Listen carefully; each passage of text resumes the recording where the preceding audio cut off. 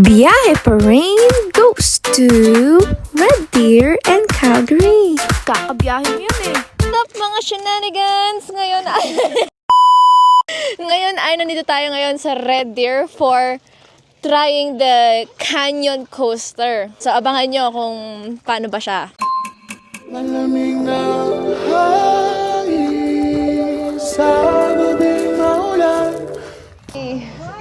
Hi! Na-prank ako ng simula nito. Akala ko easy, chill lang. Pagdating dun sa medyo gitna nung coaster na to, akala ko hindi na ako mabubuhay. Oh my God! Oh my God! Oh my God! Kinat-cut ko na rin pala yung clips kasi medyo mahaba-haba din yung coaster Oh, ride. shoot! Guys! Oh my God! Oh no! Yes naman! Grabe pala. Grabe yung coaster. Oops! Yeah! And of course, along the ride Break naman, daw, may break. makikita din kayong signs kung kailan kayo dapat ba mag-break. And with those warnings, kailangan nyo talaga siyang sundan, guys, or else pasa talagang maaabot mo sa katawan nyo. Woohoo! Oh, shoot! Oh, oh my gosh! May mga areas talaga na ang sarap mag-slow down kasi sobrang ganda talaga ng tanawin.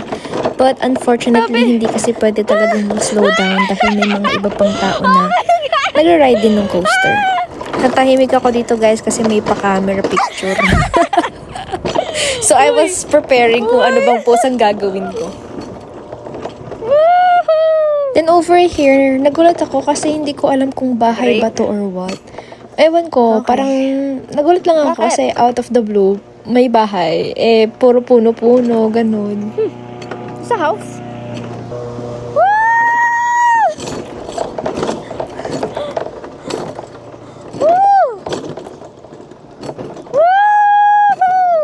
Then after ilang minutes lang ngayon, nagtagpo rin kami ni Oh, ate great! girl. It was so And fun! ayun, aakyat na nga kami doon. And then, yun, babalik lang kami kung saan kami nanggaling. Just do me a favor, keep your hands down by your sides when you're going up. Okay. It's all done for you. Got it.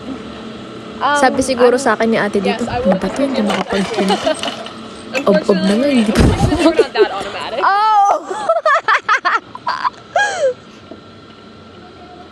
Oh my gosh, boo! After po nung ride na yun, ano pong masasabi nyo?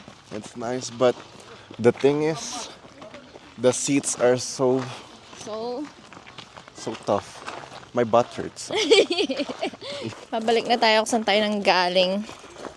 Naghahanap sana tayo ng mai-interview, pero fortunately, wala tayong ma-interview.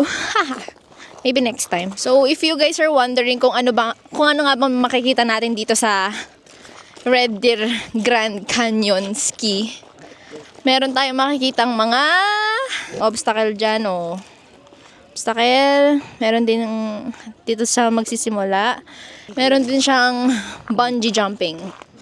I think itong bungee jumping, more on ano siya, sa mga hindi masyadong mabigat. More on kids. So, if family kayo, may mga anak kayo, go try here. Hindi maboboard yung mga anak-shis nyo. So, ayan guys, kitang-kita nyo naman. Talagang hindi lang talaga puro saya ito. Dahil kailangan din pagtiyagaan at pagurin bago ang saya. And Thank you Lord talaga sa nakaisip nito. Dahil kung wala yan, magpaparaya na lang ako. Sila na lang ang magchuchubing. Oh, shoot! Sorry guys kung magulo dahil nag-360 ako dyan. Grabe, first time ko talaga yan. And ang bilis lang talaga ng tibok ng puso ko. Oh my gosh. Ako, siya ba? Ang bilis! Mas mabilis po kaya yun. Ang bilis, grabe. Ayan guys, sinabihan ko si Marco na siya naman yung mag-video. Extreme rides with no Gusto ko na makita reaction. kung paano ba yung Okay, point guys. of view niya, di ba? Going to round 2 for the tubing. It's actually nice. So fast now. Second na. Second time. Can you say? First time natakot talaga. Di totoo yan. Kala ko babaligtad ako. Legit. No, natakot daw siya, guys. Kasi parang Ngayon naman, babaliktad. titignan natin yung POV ni Marco. Sabi ko yung POV niya yung binidyohan niya, tapos yung sarili niya pala yung binidyohan niya, guys. Ang galing!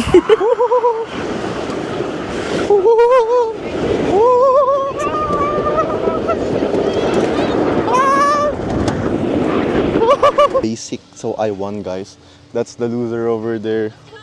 Yung last two, sila Matmat na, tsaka sila Mingkoy, kasi ayoko na! At ayun na nga, in just 1 hour or 2 hours less, ay nandito na kami sa Calgary, and this one is in Bass Pro Shops in Cross Iron Mills, which is in Calgary. Ayan, may nakita pa kami ni tita dito na plunger. Actually guys, marami kaming pinuntahan dito sa Cross Iron, pero hindi ko lang na-videohan lahat. Ayan, yung cinnamon rolls na gustong-gusto ko, nakuha ni Marco. Tapos yung gusto naman ni Marco na figurine sa Miniso, nakuha ko. Hindi ko na in-include dito yung video na yun kasi dagdag space pa.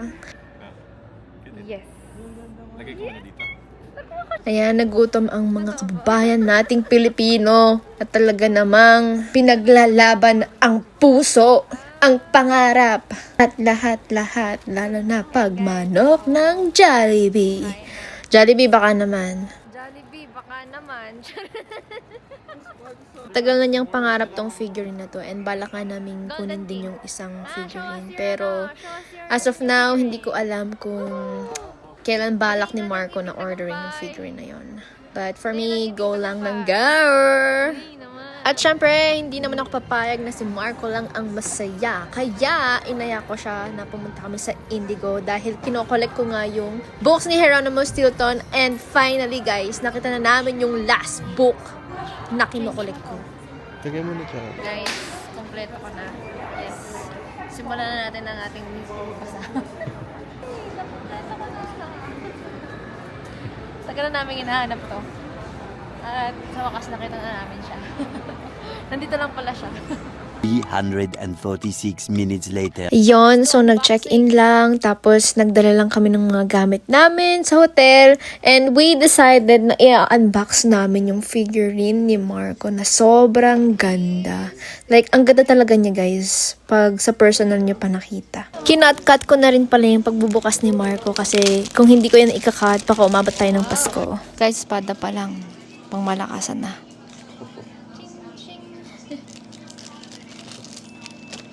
So, yan guys. Date alive. Tangkita mo naman. 37? 37.